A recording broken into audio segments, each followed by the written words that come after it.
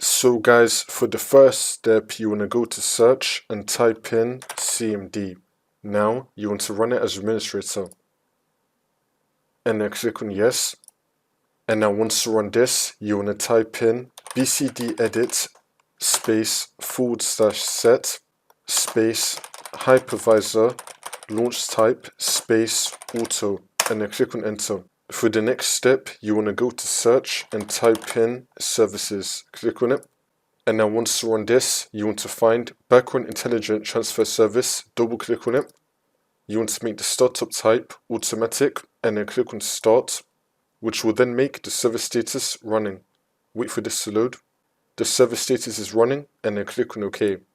Now you want to find Windows Update. Scroll down until we find Windows Update, double click on it, and then do the same thing. Startup type automatic, click on start, which will make the server status running, and then click on OK. Next, you want to go to search and type in turn Windows features on or off. Click on it. And now once you run this, you want to find Windows Hypervisor Platform. Scroll down till we find Windows Hypervisor Platform, tick the box, and then click on OK. It's going to start searching for required files and applying changes. Once that's been done, click on Restart Now. It's then going to restart your computer.